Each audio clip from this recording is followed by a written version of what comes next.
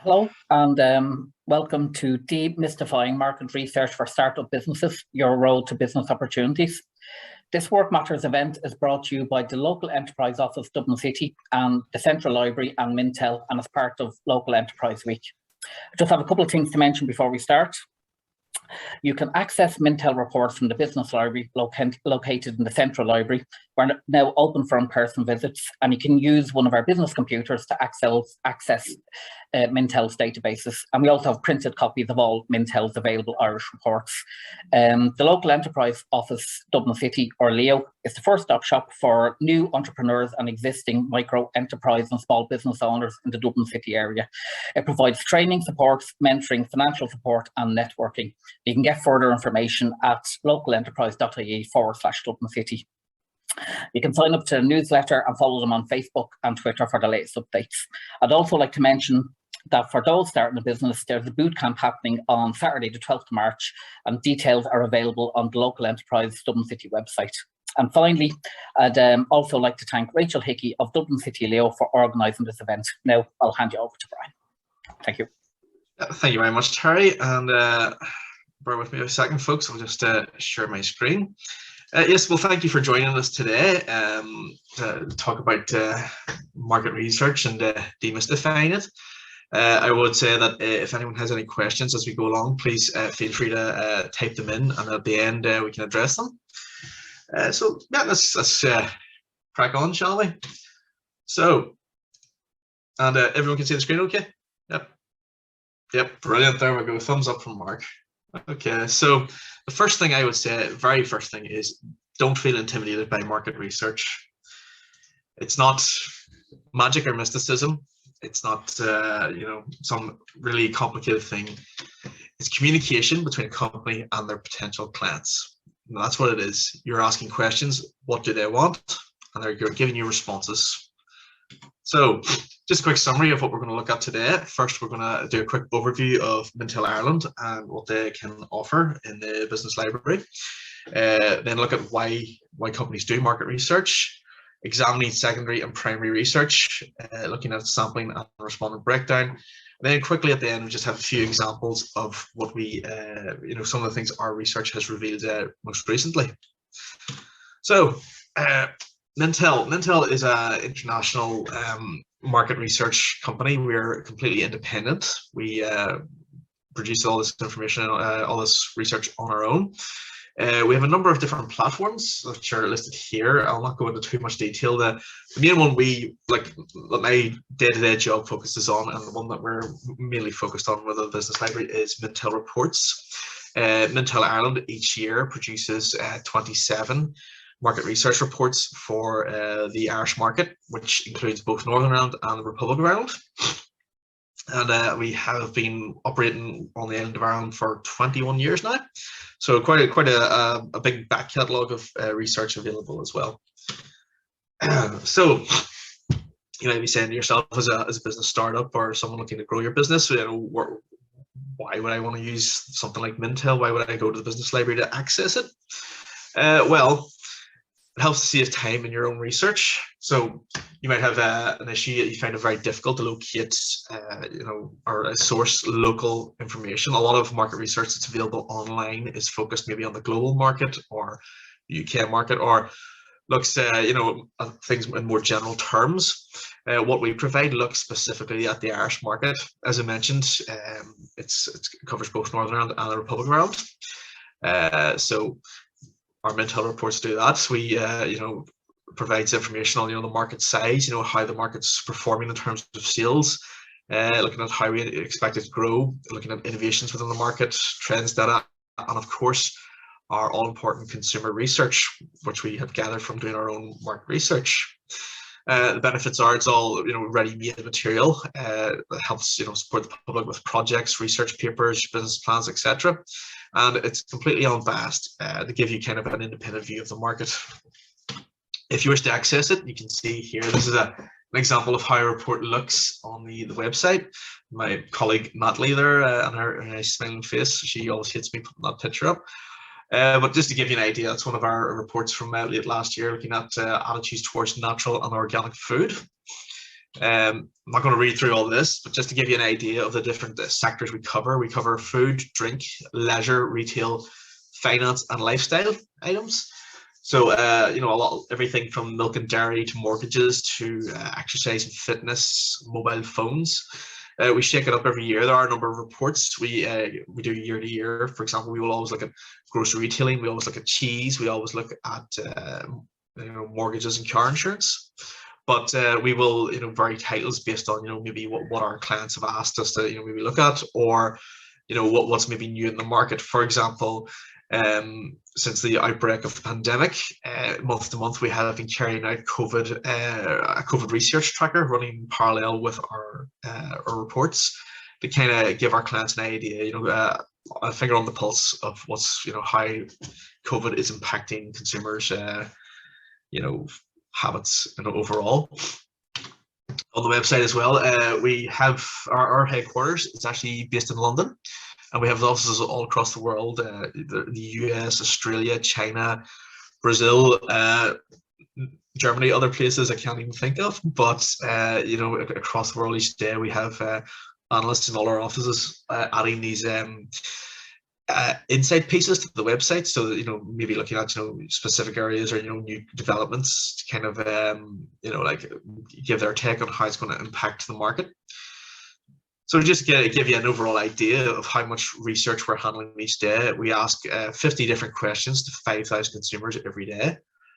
We buy and catalogue 1,200 new products launched across the globe for our global new product database, which looks at the how new products are launched in market. And we also look at what consumers are spending in 4,000 markets across 45 and more countries. So it's quite a lot of data. Could be quite intimidating, but as I've said, market research doesn't have to be intimidating. If you're a small company, you can start small and grow from there. So why conduct market research? Well, how can we sell to our customers if we don't understand who they are, what they want, or why they want it? If you're taking a product to market, this is one of the first basic questions that you have to say is, well, who's going to buy it? Who are my customers? Because if I don't know who they are, how can I deliver it to them? How can I show them this product and say, this is something you want to buy? Or, if they even want it, or how you might need to modify your approach to kind of best fit them. So before you conduct any market research, I always say it's, you ask the 5 W's, or 4.5 W's. They'll help understand who your customer is. Firstly, who are their customers? What age are they? Gender, does that matter? Are you looking at target affluent consumers? Who do you target your product at? Then what do they want? Well, what need or desire is your product or service going to fulfill? Why do they need it? And how can we best adopt our approach to best fit what they need? Where and when it kind of overlap. So, where your customers live, but also when is the best time to sell to them. If you're, for example, in a Christmas tree business, you're not really going to be trying to sell to customers in the middle of July now, are you? So it's always best to think, what time is it? If you're a cafe, are you going to be like trying to target the breakfast market? Are you maybe looking to open in the evenings? So ideally, how can we position yourselves to be in the ideal place and time to target customers? And then finally, why? Well, why would your customers choose you over your rivals? What features or qualities would make you more desirable? And what would make you stand out? So what can you do to be the first choice to your customers? So a lot of questions, and this is where research comes in. You set about answering these questions. So secondary and primary research. For anyone who maybe isn't fully aware, we always say secondary research first. It's always your first port of call, despite being called secondary. Secondary research is research that's already been collected by somebody else. So Mintel research for you good people would be considered secondary research because myself and my team have already collected all the information. We've already kind of analyzed it, processed it, and made sense of it. So I mean, essentially, as my old boss would have said, you know, why put the hard work in when somebody's already done it for you? So there's a number of benefits to looking at secondary research. Firstly, it's time and cost effective. It's time effective because the work's already done. Somebody's already done the work for you, so you can read through it. It's cost effective, where secondary research typically has less costs involved as carrying out your own primary research. Extensive data already exists. Again, with the likes of the business library, you know, Mintel isn't the only resource I'm sure they offer. There are plenty of other resources included as well to kind of give you a broad view of your market, of, you know, give you an idea of maybe what you need to be looking at. And helps to, you know, inform your basis for future primary research. So you can look at all the research and, you know, it'll give you maybe a broad overview of the market, but there's maybe specific questions it doesn't answer, or, you know, maybe areas of research you would like to look in further too. So it'll help to build your own, you know, plan for, you know, conducting your own primary research. Now, some key sources of secondary research that we would use in Mintel, and which, you know, would be available, the likes of the Board B, the Food Board. There's a lot of, you know, government bodies which offer a lot of, you know, free secondary research. Tourism Ireland, Falch Ireland, Northern Ireland Tourist Board as well. Our local enterprise offices, of course, have a lot of resources available as well. The Central Statistics Office, most markets are going to have their own, you know, federations or kind of representative bodies, like, for example, the Alcohol Beverage Federation or the Vintners Federation or the Restaurant Association. And a lot of the time they're conducting their own research as well, which they will make available to its members or indeed to the public. And then, of course, there's the likes of Mintel as well, and other platforms like this. So there's a lot of information out there, which, you know, you can kind of pull on to kind of, you know, get an idea of, you know, who your customer base is and how maybe to go about targeting them. And now there are, of course, some drawbacks. While secondary research is a fine foundation, you know, there are a few things. For example, the time lag of data. Now, as a rule, when we conduct market research, we would say as soon as you've published that research, it's already out of date, you know, because consumers move on. The market can be very dynamic, depending on the market, of course. But, you know, like if you're looking at research that's maybe 4 or 5 years old, you know, it may not be representative of how the market is today. I mean, the best example of this, of course, is the impact COVID has had on consumers across Ireland. So if you were to look at some research from 2018, now some of it might, you know, of course, have, you know, like still hold relevance, but, you know, a lot has changed for consumers, as you know, like how we're buying things, maybe, you know, shopping more online, maybe going out less, etc. So you always have to be mindful of that. Secondly, then, how specific the data is to your needs.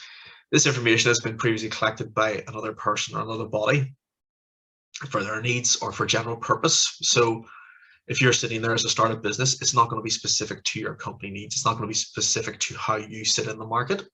So there's always going to be kind of gaps.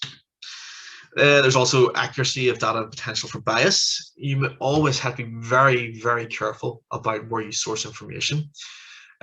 Sometimes certain representative groups might present data, but if they have a vested interest, say, for example, if they're trying to, you know, push like a political agenda or you know, presenting their market as being kind of, you know, very beneficial or, you know, very useful, they might, you know, kind of skew the data a bit, or, you know, maybe their analysis will be a bit more, you know, favorable to them. So it's something you always have to be mindful of. Now, I would say again, Mintel operate completely independently. Like, our customers can ask us to look at certain markets, but we will always give them, you know, an accurate representation of how the market is. We're not going to kind of skew things to kind of suit their purposes, because that's not truthful, and truth can lead to poor business decisions. And finally, then, the, you know, data definitions. So it's maybe just being aware of what exactly the research is looking at. For example, within our reports, when we look at the cheese market, we look at when we're measuring, you know, the value sales of cheese, we always look at every kind of cheese there is except for cottage cheese. where rivals of ours may have included cottage cheese. So maybe if you're comparing and contrasting, there's going to be differences. There's going to be, you know, certain issues there. Other things, of course, are how, you know, like a very simple one is how people term, you know, would use the term Ireland. Now, of course, for most people in the Republic of Ireland, Ireland is just, you know, the Republic of Ireland. But for others, they may consider that to include Northern Ireland, or, you know, exclude it. So you always have to be careful about, you know, the measurements and what's been shown. So in this scenario, you've done all your secondary research, you've been into the business library, you've poured over all the information, you've done as much as you can. It's now time to consider your own primary research. Now, there are a lot of benefits to that. Primary research, of course, is going out and doing the research yourself. You know, there's a number of ways of doing this. It can be very simple. It doesn't have to be, you know, really difficult. Again, it can scale depending on your own budget, your own time constraints as well, and as well as your own experience. So the first benefit is it's specific to your needs. I'm just going to move my head here so the sunlight isn't blinding people if they're looking at my camera. But yeah, it's specific to your needs. So, you know, this information is for you, is for your benefit, for your company's benefit. So you can conduct it in a manner that is best suited for you. You can ask the questions that are going to give you the best information possible and carry out where you need to carry it out. Where secondary data is static, it doesn't offer that benefit. You've greater control over the direction of the research. So, for example, if you've conducted your first wave of research and you find your customers are very interested in this notion of you know, probiotic cheese or something like that, you might say, well, we can go deeper, we can look at that more and see, you know, what exactly would appeal, how would be best to sell that. It can be as wide ranging as you need it to be. I suppose the best way to put that actually would be it can be as wide ranging as you can afford it to be. Primary research can be expensive, but essentially, you know, you can set your own limits. You know, if you wanted, you could do research across the whole country, or you might decide you want to focus on your own town, your own local area, and you know, kind of like suited to your needs or what your budget can allow. And finally, your competitors do not have access to this information. So while most secondary data I've mentioned, you know, might be available publicly or, you know, on the internet or whatever, primary research you conduct is yours. It's unless you've decided to share it with your rivals. Why would you? You know, no one else has this information. No one else can act on it. So it can give you a real leg up on your competition, particularly if they're the kind of, you know, company that decide they don't need to do research. You know, they might be, you know, missing a trick. Of course, it has pitfalls, and the first, of course, is cost. I've mentioned that a few times. Primary research can be kind of expensive, depending on how wide-ranging you want to go. There's a time cost as well, because, you know, you have to take the time to do the field work. You know, you might have to go out and ask the questionnaires yourself. You know, you have to prepare the questions. You have to, you know, analyze the data. So it can take some time. Excuse me. There's also issues with bias now. While most people are, you know, like, will try to be mindful of it, you know, it can creep in, you know, even subconsciously. So it's something you have to be very aware of, and we can talk about that more later. And also an experience in collecting data, particularly with new startups or, you know, students or, you know, people who maybe, you know, unfamiliar with, you know, conducting market research. It's easy to make mistakes. It's easy to kind of feel a wee bit lost. And that can lead to errors in your data. So it's maybe just being mindful of it, taking your time, and you know, realizing if you make a mistake, you know, just kind of flagging it and trying to do better next time. So primary research, there's a number of different ways of doing it. Like, so I'll just give you the key ones here. The first one is observational, which is as basic as it sounds. You know, it can be as basic as it sounds, where you maybe just kind of observe customers when they're going about their business and see what they do. Now, this can be done with kind of, you know, impunity online with, you know, cookies and trackers like that. You know, large companies like Amazon and Google, they can, you know, see where you're kind of, you know, hovering over the buy button, what you're searching for, you know, how much you're spending per month, etc. So that they can glean fantastic observational information. But for smaller companies, smaller startups, smaller companies, it might be just a case of following someone around the shop, which, you know, has its benefits. Firstly, if people are kind of unaware that you're observing them. They maybe act more naturally, about their buying patterns. They're going to, behave more naturally. Issues with it, of course, are that you don't really get to ask follow-up questions. So if somebody's, like you're following someone around the supermarket and they're, see what kind of cheese or beer they're buying. You don't really get to ask them what their motivation was. What was the deciding factor? Was it cost? Was it packaging type, etc. So it can kind of be limited in that regard. That you don't really get the touchy-feely side of marketing research. Also, it can be a little creepy if someone finds out that you're following around the store. They might be calling the police. So it has to be done delicately. A good example of I suppose an example of how it doesn't always apply to every market was I was doing a presentation like this a few years ago, and a fella in the audience said to me, okay, well, I work in the lingerie market, so should I be following people around the Dunnes stores when they're buying their knickers? And I was like, absolutely not, they'll call the police. So you have to be very delicate about these things. Then there's postal surveys, which I would say are pretty much going out of style, but they still have their uses. And this is where a company will put together a questionnaire, and they'll send it to you in the post, ask you to fill it out and return it. Now, the benefits of this, of course, is the person who's responding to this will have the information right in front of them. They can read the questions, they can take their time. So there's less time pressure on the actual person doing the survey. The problem is, of course, it's incredibly time consuming. You have to prepare these, you have to print them out, you have to send them out to people, give them time to send it back. It can take months, weeks, years. But also you're also going to have a very low return rate, because people are maybe just going to bin the surveys as junk mail, or maybe they'll fill it out, but they'll forget to kind of post it. Also, if you do go this route, you always have to include a return envelope. You can't expect people to be paying to return the survey for you. They're doing a favor for you, so you have to kind of make it easy for them. Also, once you get the information, it has to be all uploaded and processed, which is further time consuming. Then there's telephone interviews, which let's just say this image here is certainly can be very representative of the response you can get. But this is where you maybe call up people and do the questionnaire with them down the phone.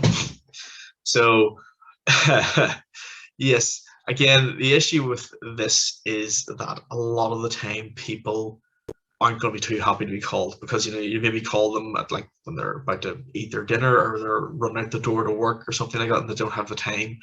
Sometimes I think you're a cold call, or you're some kind of like you're trying to sell something, so there's always a little bit of apprehension in that regard.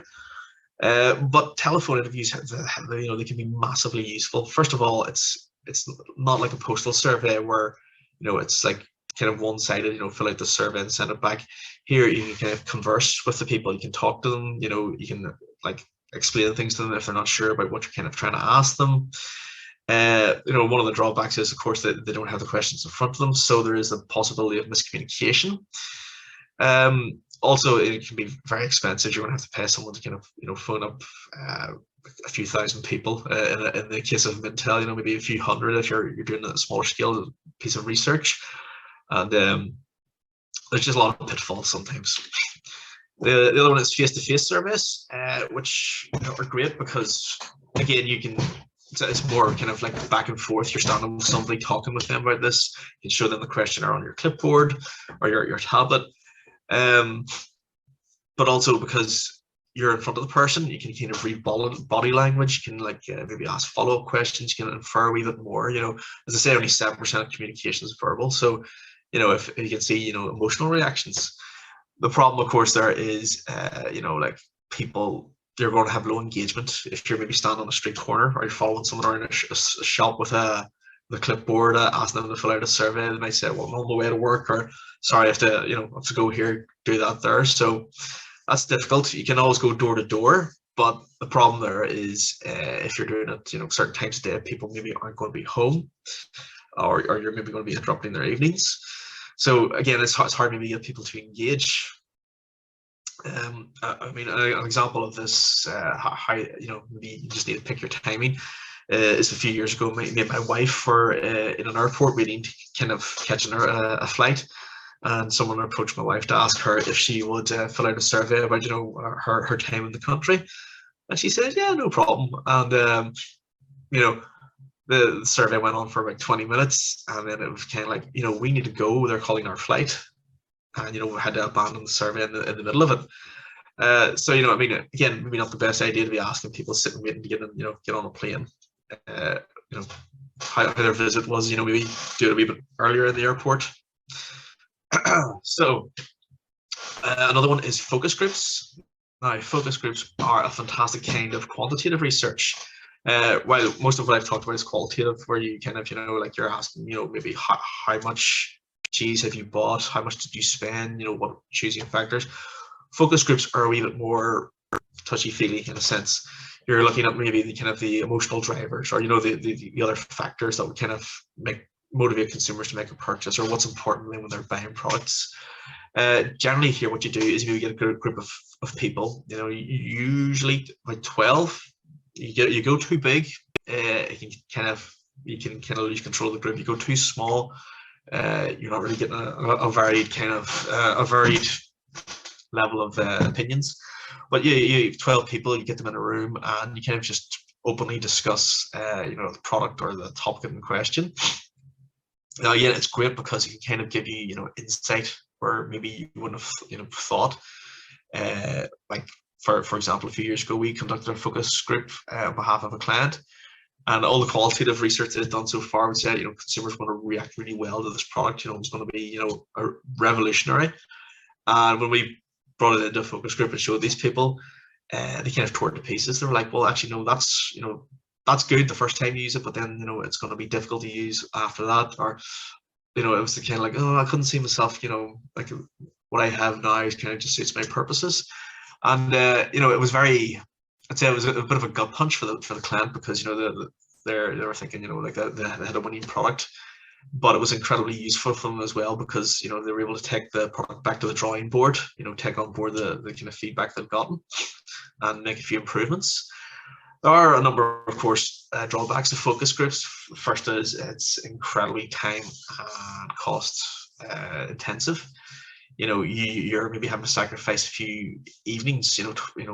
Also you're having to pay these people for their time, or you have to offer some kind of incentive because you're dragging people out of their homes, and they're sacrificing their time, and also the rate of people who actually turn up for these things can be influenced by a number of factors you have no control over. For example, if you've ever tried to do a focus group on a really rainy night, good luck. Or if you schedule it for the night there's like the rugby final, or a big football match on, people are maybe just going to turn up. So these are factors you have to consider. The other thing is, of course, within the group, it's easy for things to kind of get off topic, particularly if you have one or two very strong personalities. For example, if you're doing a focus group about something like contentious, like maybe Brexit or the like of that, people can be very opinionated, and they can kind of descend into a real, rant. So you have to have someone in the room who kind of control this and rein people in. But also, again, as mentioned, you have dominating personalities. So some people may not get the chance to really, offer their opinions. There's always going to be quiet people who maybe aren't so verbose. But just because they're quiet doesn't mean their opinions don't matter. They're still consumers. And sometimes they can offer the best insights. And also, again, there's a lot of work involved as well, just kind of processing the information, because it's maybe a wee bit better these days, with text to speech kind of software. But whenever I first started out, more than a few times I was kind of handed a dictaphone and said, okay, transcribe all of that, please. And if you've ever tried to transcribe what four people were all saying at once, yeah, it can be very difficult, and sometimes information can be lost in the noise. Then we come to, excuse me, folks, online surveys, which is where Mintel do all of its primary research. Now, online surveys are exactly like a like a face-to-face survey or a postal survey. You prepare a questionnaire. We host it online. Send links to a group of people, panelists. They click in and they can respond to the questionnaires online. A number of fantastic benefits of it. First of all, it's probably the quickest method of primary research. For example, we've just had a survey come out of field. It was put in field 10 days ago. And within 10 days, we had 2,000 people complete the survey and finish it. If that had been a postal survey, that might have taken 2 months. If that was a telephone survey, it would have taken more than a few weeks. There's a lot of automation as well. All the information is kind of plugged straight into our databases, so it's easy to kind of run off and then begin your analysis. The other benefits, of course, are you can include, like audio and visual components of your survey. So it doesn't necessarily have to be a 50 question slog of text. You can include pictures. What I would say, I'm going to say this again later, is always keep it simple, keep it easy for people to read, for people to understand. Why describe a product when you can show it to them? Why it can make it more fun and engaging as well for consumers. It breaks it up. Of course, there are issues with online surveys for some older age groups. It's been hard to maybe target them because they don't have the same level of online engagement as younger consumers. This is less and less of an issue each year. I've been doing this for 10 years now, online surveys, and when we first began trying to get anyone over the age of 65, it was very, very difficult. But now it's easy. There's a lot more people. They learn how to use these things, and they carry these kind of this online kind of hobby forward with them. So just to give you an idea of what we do, we conduct all our consumer research online, and we have done from January of 2012. We work in partnership with a company called Dynata. Now, myself, my team, and our support staff in London, we all prepare the questionnaires. We script it online. We put it online, and Dynata then plug in our base, our like the number of consumers who are going to be kind of responding to this. So this is going to be an issue, of course, for any kind of research. It's just trying to get people to respond to it. So our partner Dynata kind of have this panel of consumers who have already indicated they're happy to be kind of taking part in research. And they come from all walks of life. I'll talk a little bit later about quotas, but you also want to have quotas when you're doing primary research, that are kind of representative of your region, of your country, or whatever. So, for example, we would match, like we'd say to them, right, we need 47% of the people who complete the survey to be men and the others to be women, because that matches with, like the national, breakdown of the population by gender, etc., etc. Just to make sure that, it's not just one like specific group of people are kind of offering their opinion more, because it can skew the data. Now, obviously, that's well and good for Mintel with our resources, but for a startup company, it can be difficult to kind of, do any kind of primary research, as it's expensive. But there are a few online survey providers that can be used either free or very cheaply. Now, one of them is Taluna Quick Surveys. Taluna is a partner we've worked with in the past, and they offer kind of a service where you can do a few quick surveys with them for free or for very cheaply. That offers limited information, but it's still useful. SurveyMonkey, anyone who's did a market research course at university or anything to do with sociology, you're probably familiar with SurveyMonkey, where you can put together a survey yourself online and send out the links yourself. And then there's Google Forms as well, which can allow you to produce your own kind of online questionnaires.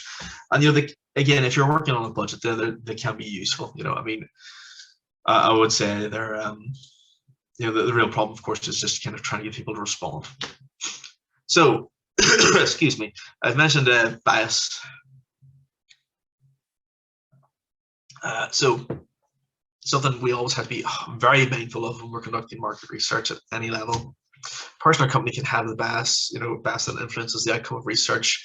Well, a lot of times it can happen even without the person being aware of it. So there are a number of different kinds of bias. The first is confirmation bias. Now, this is where a researcher kind of already thinks they know what the market thinks, or what the result is going to be. And then they use the data to kind of support their view. They might filter out data that kind of disagrees with that view, which is incredibly bad.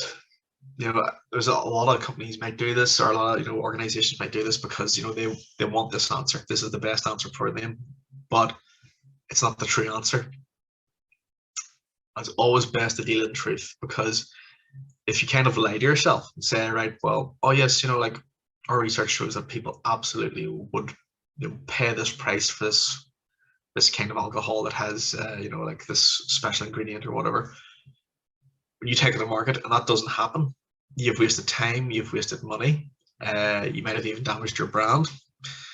So if you conducted the research properly and done it without trying to confirm your own bias, yes, it may have given you a hard truth, but it's easier to work from a hard truth up than from working back from an easy lie, I suppose. There's cultural bias as well. And this is judging another culture solely by the values and standards of your own. Now, this is increasingly something we have to be aware of, because a lot more of our research is kind of looking, like globally. You're looking at a few different regions. Like for example, on our Mintel site, we're now offering a survey that looks at 35 countries at once. So you can kind of compare and contrast different regions. More locally, then this is something we've been dealing with since our inception, because we cover for our reports Northern Ireland and the Republic of Ireland. And while we're very similar, there are still some differences between how like we operate. Even just the words we would use for day-to-day items. For example, like what might be referred to as brown soda bread. In the south of Ireland, we would in the north call it wheaten bread. So when we're preparing surveys and we're preparing questionnaires, that's something we have to allow for. We have to code it on screen, so people who are filling out the survey from the north of Ireland see it one way, and the people in the south see it the other way. Otherwise, people might be saying, what the hell is brown soda bread? I've never heard of it, so I'm not going to click. But, they might be eating it every day of their life. Then there's leading questions and wording. So this is where you word the questions in a certain way to evoke a certain response, either positively or negatively. For example, saying like, oh, just how much do you hate this thing? I mean, you're already kind of implying they hate the thing, or maybe kind of mentioning things to kind of evoke again, negative or positive responses. It's always best to try and be neutral about these things, let people answer the way they feel themselves. So as I said, the truth is out there. Research must be truthful and accurate. Bias, conscious or unconscious, can lead to inaccuracies. And inaccuracies can lead to bad intelligence. Bad intelligence leads to poor business decisions. Hard truth is more valuable than an easy lie. And that's something to consider. You're doing the research. By the end of it, if the analysis shows that maybe your product isn't going to work, then you might have to say, right, well, how can we make it work, rather than just say, what, we'll just plow on ahead. I'm sure it'll be fine. You might end up with problems down the line. It might cost you money, it might cost people their jobs, etc.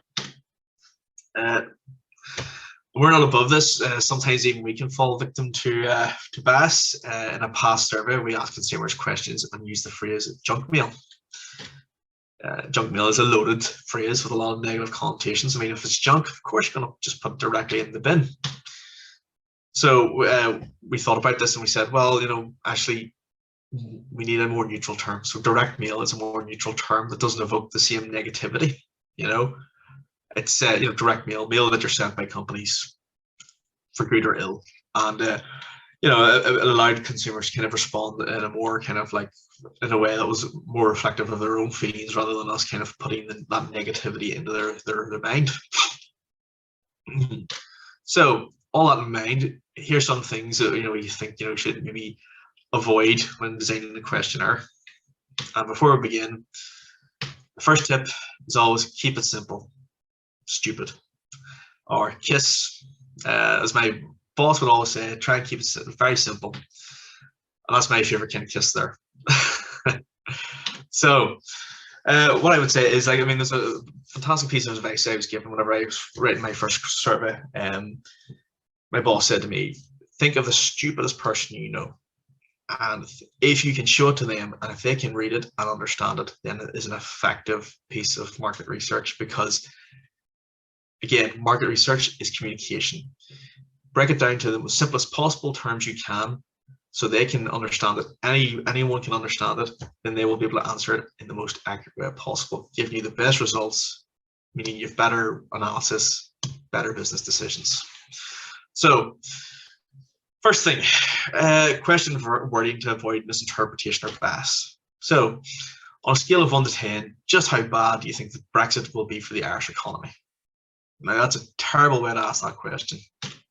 It assumes that, the respondent is going to feel negatively about Brexit. Like it or not, a lot of people, they voted for Brexit, thought it was going to be a good idea. So, leave your own kind of personal thoughts at the door. It assumes the respondent also, understands what Brexit is. Now, this is a better way to kind of word this on a scale of 1 to 10, and then in brackets, 1 being very negative, 10 being very positive. How do you feel the UK leaving the European Union will affect the Irish economy? So what you've done there is, rather than kind of like leaving it open-ended of just how bad it's going to be, you've said, right, do you feel it's going to be positive or negative? And you would explain it in terms that they can understand. Also, be wary of timescales. So, for example, you could ask this question if you were doing a bit of research about barbecues. Have you ever had a barbecue? Yes or no? Well, firstly, respondents could answer yes, even if they've only ever been to one barbecue, and that was 10 or 20 years ago. And sure, you have to ask yourself, if you're then, if your follow-up questions and asking this consumer about their thoughts and feelings about barbecues, can you really rely on them to give you accurate answers if it's something that's happened so long ago? You want someone who's had recent experience or regular experience. Also, are we seeking people who have hosted or attended a barbecue? Because there is a difference. If you have attended a barbecue, you're there to eat, drink, have a bit of fun. If you're hosting, well, you're making the purchases and decisions. You're deciding, what kind of barbecue to buy, what food to buy, what drinks to buy, etc., etc. So you say, have you hosted a barbecue in the last 12 months? Because you want to know who the people who are making the purchases and what their choices are. And in the last 12 months, because again, you want to have a cutoff date. Certainly, for something like barbecues, it's easier to do this research around summertime as well, because that's when most people are going to be having barbecues. As I mentioned, in some circumstances you have to be wary of the time of the year. So, for example, here we might say, which of the following types of wine have you bought in the last 3 months? Please select all that apply. That's a perfectly fine question. Still red wine, still white wine, sparkling wine. Okay, that question as it is fine. The structure is fine. It's not leading. It's laying out all the different kinds of wine you want to research. It's also got a good time scale in the last 3 months. But sales of sparkling wine in the UK and most other countries increased 500% the Friday before Christmas in 2016, and increased again before Valentine's Day the following year. And it's been the same each year since. So if you're asking this question, between Christmas and March, you're going to get a different response than you might if you were asking it in the middle of the summer. So you have to be aware of what time of the year you might be asking these questions, even what time of the day. If you're asking someone about food in the morning, whenever they've maybe skipped breakfast, they're maybe going to give you different answers. Yeah. Also, we don't make assumptions about ownership or usage. Always give respondents a none or don't know option. I say make this as simple as possible. So if you're not sure about how simple it is, give it to someone who has no clue. Like about market research. Like if it's maybe your mom, your dad, or your sister, whatever, give it to them and say, read through that, see if it makes sense to you. But like you always have to give people the option to say, don't know, I don't use it.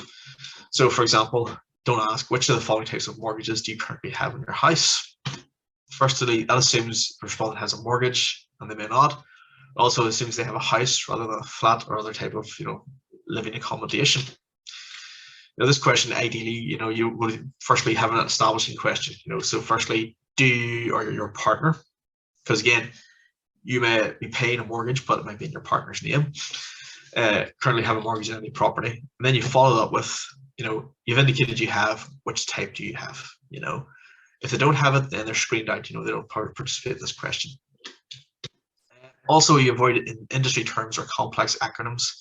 So, have you bought any ready-meals in the last month for the following types of packaging?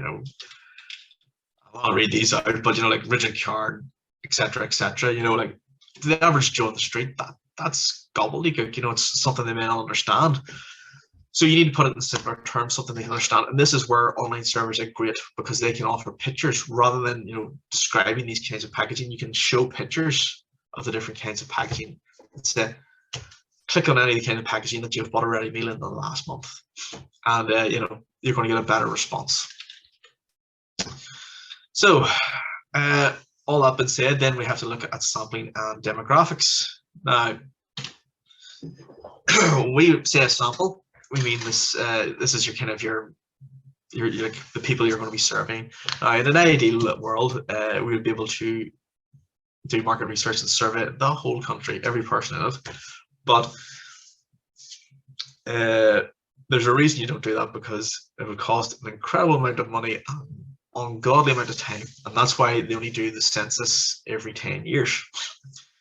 So what you want to do is you want to pick a part of the population that's going to represent the whole, and the larger that sample is, the more representative it's going to be. The smaller it is, the less accurate your results are going to be.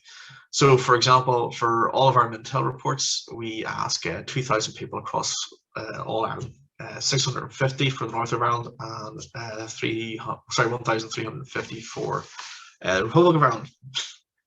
Now, for a COVID tracker, we ask 500 people, but the reason we do that, why we use a smaller sample, is because just by the nature of the pandemic, it was more important to kind of get the surveys completed and out there as quick as possible.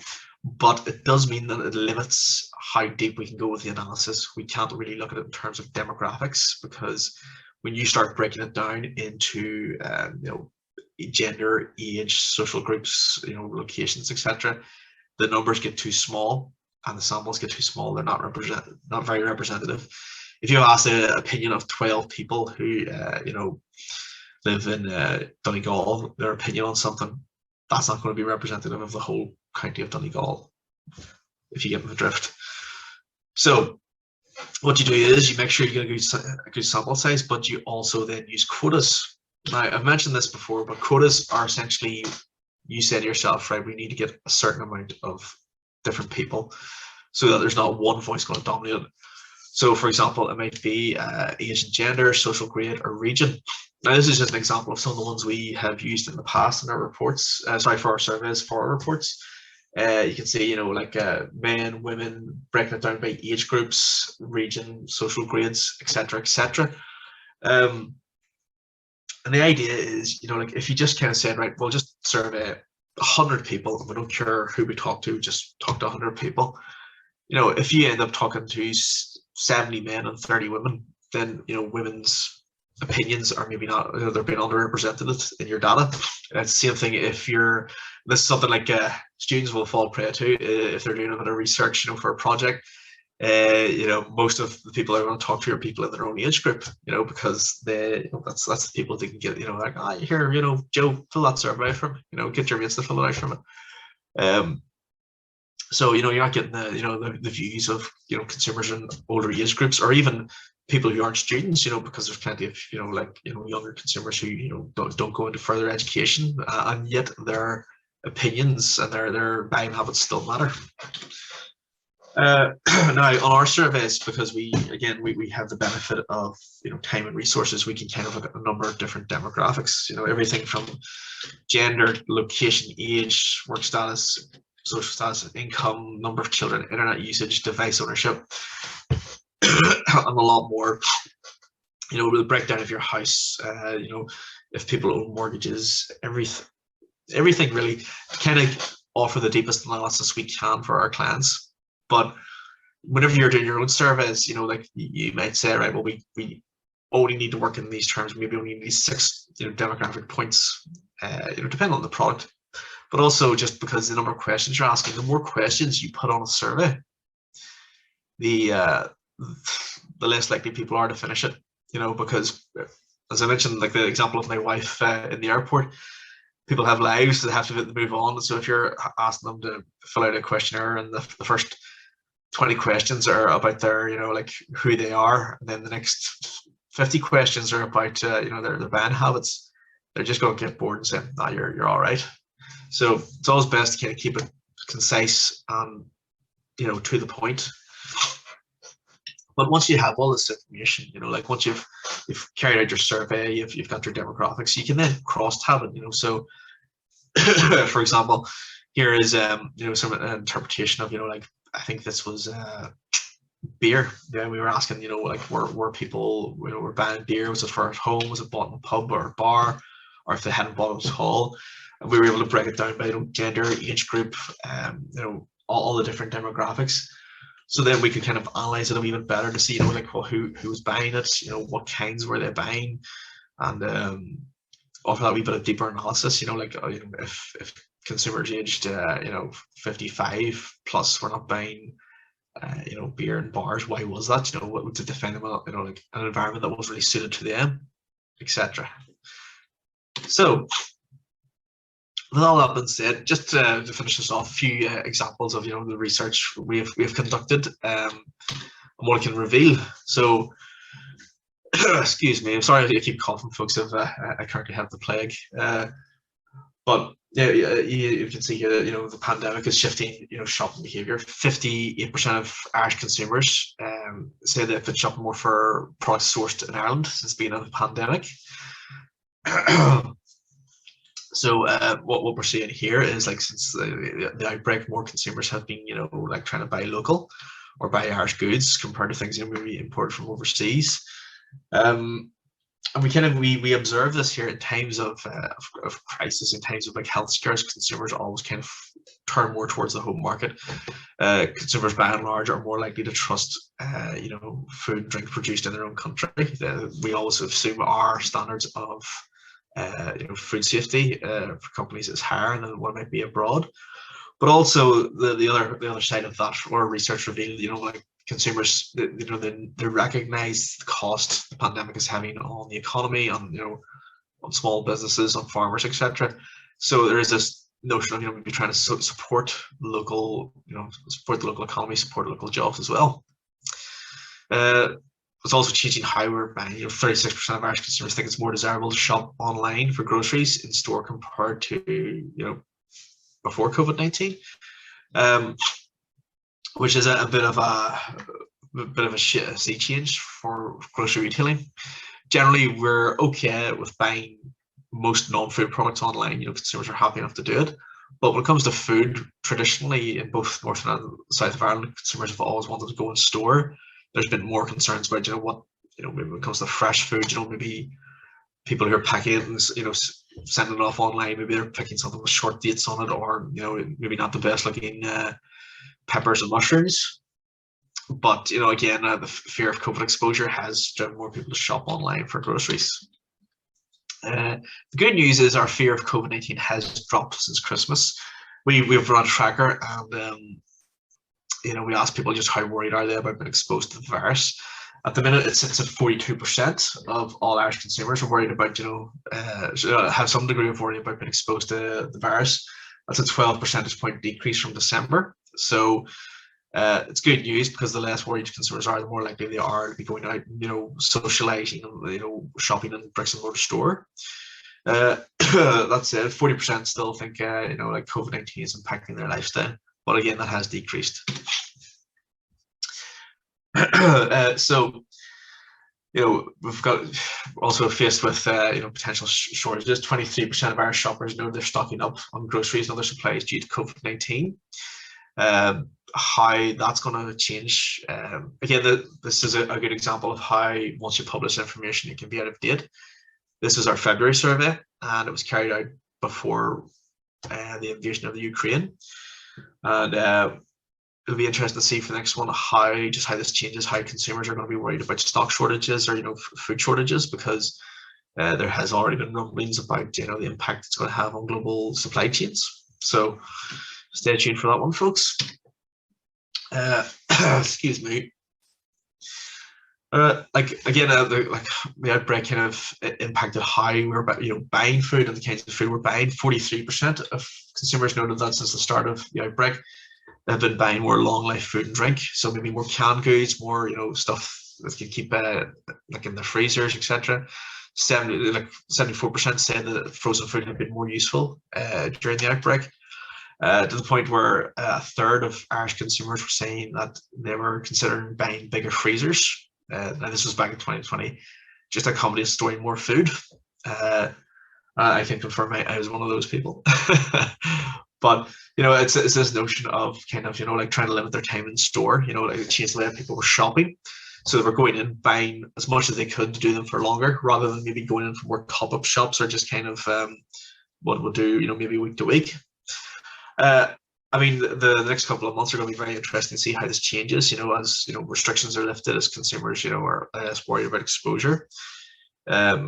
If we'll go back to kind of pre-COVID times, spending more time in shops, or have our habits been more permanently changed by online shopping, by being at home more. What I for one will be very keen to find out, because I love market research and I'm a nerd. So just before we take questions, folks, just remember, keep it simple. So thank you, folks, for listening. More than happy to take any questions now. Hi, Brian. I have a couple of questions here that have come through over the Q&A. Brilliant. Could someone make a suggestion as to a report for you to cover? Yes, absolutely. I mean, this is kind of a it's one of those things. You're always best kind of practicing what you preach. If I'm telling you to research what your clients want, that's what we do too. My colleague Mark here and our other sales team members, they go out to our clients and they talk to them. They say, right, well, what kind of areas of research or do you think are pertinent for the next year, or what do you want us to look at? So certainly, yes. If anyone has any suggestions, please feed it through the library or the enterprise office, and it'll land with us. Now, we can't guarantee we can look at everything. Sometimes we get requests that are maybe a wee bit too specific, but certainly something we look at. If we have areas we can look at in reports as well. When we're carrying out the research, we will always talk to our clients beforehand as well, just to ask them, like, is there any areas you want us to look at specifically when we're conducting the research? So yeah. Are there any markets that are really difficult to conduct market research in?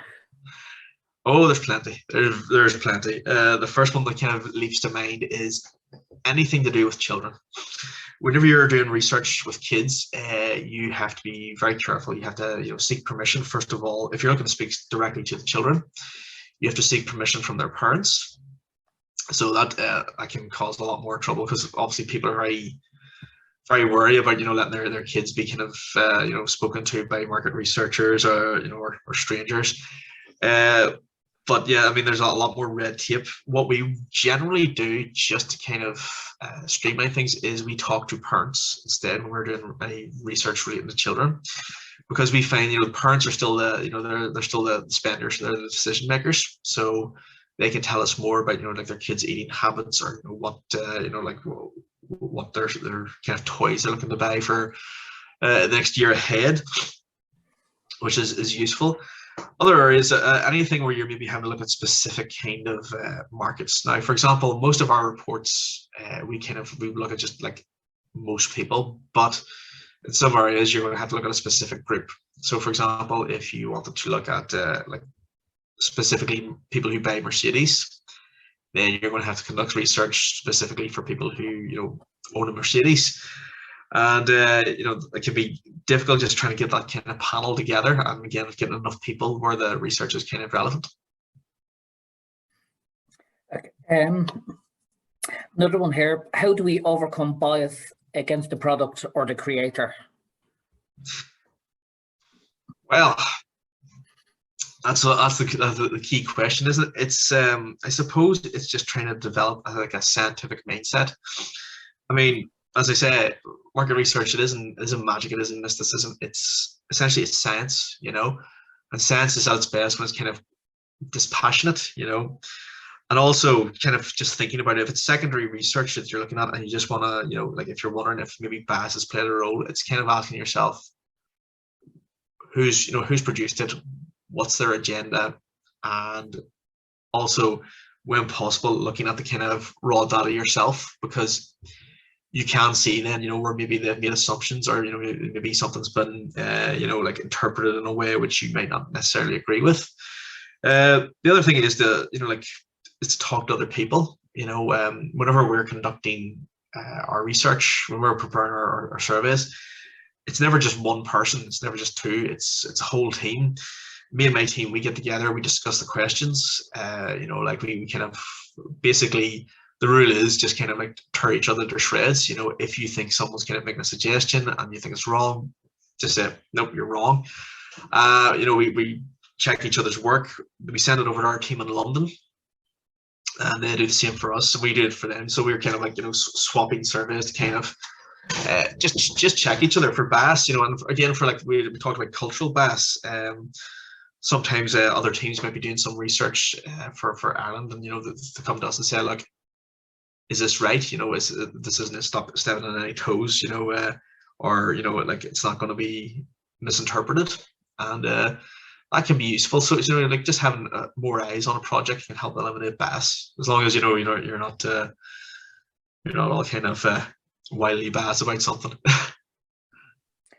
Okay, another one here to say, will investors take seriously primary market research that you design and analyse yourself, or would you be better engaging a professional firm? Well, that is a good question. What I would say is probably you're going to find investors are going to trust, you know, professionals, because professionals can have that badge of honor. It's like, well, we're independent, you know, this is what we do.